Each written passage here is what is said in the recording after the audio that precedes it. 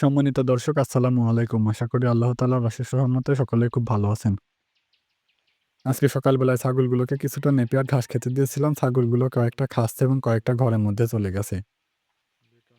এর কারণ হলো আজকে সকাল থেকে টিপটিপ করে বৃষ্টি পড়েই চলেছে এবং থামার নামই নিচ্ছে না।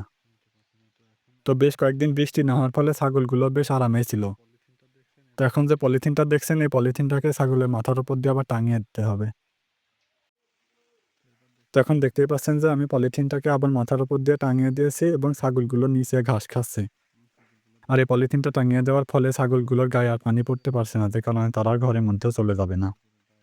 তো বেশ কিছুদিন আগে ভাবছিলাম যে একটা ত্রিপল কিনে নিয়ে আসবো। কিন্তু নানান ব্যস্ততার কারণে এবং বৃষ্টি চলে যাওয়ার কারণে ত্রিপলটা আর কেনা হয়ে ওঠেনি। কিন্তু কিছুদিন রোদ হওয়ার পরে আবার বৃষ্টি শুরু হয়ে গেছে।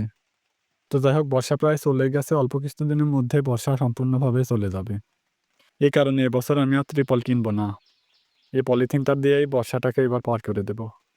আল্লাহ তাআলা যদি বাঁচিয়ে রাখেন তাহলে সামনের বছর একটা ত্রিপল কেনার চেষ্টা করব। ছাগলগুলোর ওখানে পলিথিনটা টাঙিয়ে দিয়ে এসে গরু দুটাকে কিছুটা খড় খেতে দিয়েছি। এর কারণ হলো আজকে যেহেতু সকাল থেকে টিপটিপ করে বৃষ্টি পড়ছে, এই কারণে যদি আমি কালকে কেটে রাখা শুকনা ঘাসগুলো গরুদেরকে দিয়ে খাইয়ে দিই তাহলে ছাগলগুলো ভেজা ঘাসগুলো ভালোভাবে খেতে চাইবে না।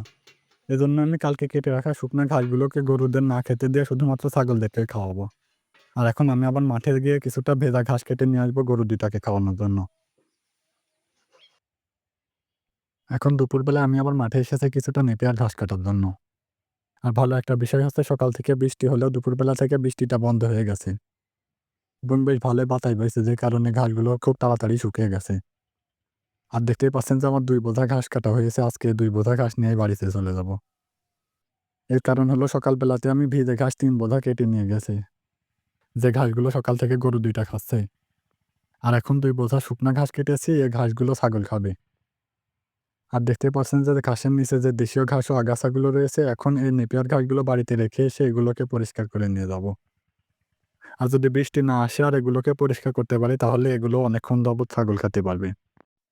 তো আজকের ভিডিওটিকে আর বড় করে আপনাদের এবং আমার সময় নষ্ট করব না। সকলের সুস্বাস্থ্য কামনা করে ভিডিওটিকে এখানেই শেষ করে দিলাম। সকলে খুব ভালো থাকবেন, সুস্থ থাকবেন। আসসালামু আলাইকুম।